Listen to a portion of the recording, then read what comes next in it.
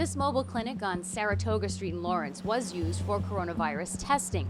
Now it's for anyone who needs a COVID-19 vaccine, no appointment needed. It's great for locals. It's great for people that couldn't have access to it before. Lawrence is one of the communities hit hardest by COVID-19 in Massachusetts, spending a record 22 weeks in the red. It's also one of the state's poorest communities, with a median income just over $44,000. Only 47% of residents here have their first dose. So it all depends. We can have little to 3 people to 25. It all varies from the locations we are at. As 25 Investigates has reported, there's now a major effort to improve overall access to the vaccine, reducing barriers.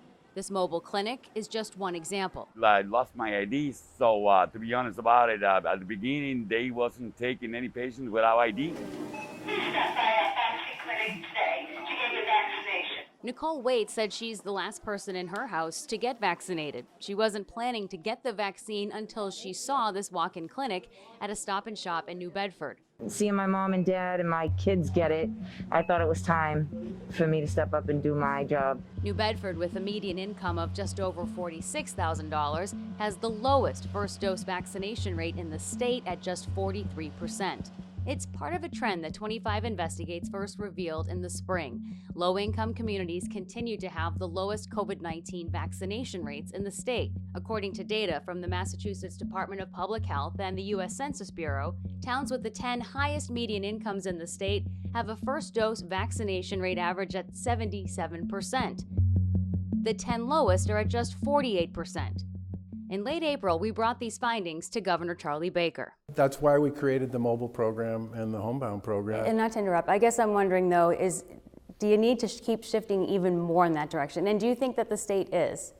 Well, we're obviously going to do whatever we need to do to find opportunities to vaccinate people where they are. 4 days after that interview, the state announced it would pivot to a more community-based approach by eliminating appointments, winding down mass vaccination sites, and expanding vaccine access in cities and towns.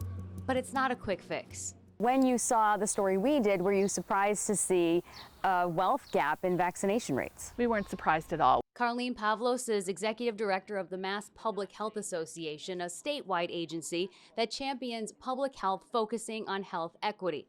She said the vaccine rollout with mass vaccination sites and the online appointment system gave an advantage to people who know how to get in line first. It is going to take months to narrow that inequity between communities that have been hardest hit and are predominantly poor and people of color. Some of the new initiatives are helping some low-income communities close the vaccination gap. When we visited Chelsea back in April, they had a first dose rate of just 38%. Hola, ¿qué tal? ¿Cómo está? But after expanding access and meeting people where they are, Chelsea's now at 67%. We're still hoping to see more investment in community leaders and community-based organizations that can engage community residents in vaccine. Pavlo says until all communities in Massachusetts are equally vaccinated, we can't declare victory over the virus. This is not yet in our rearview mirror.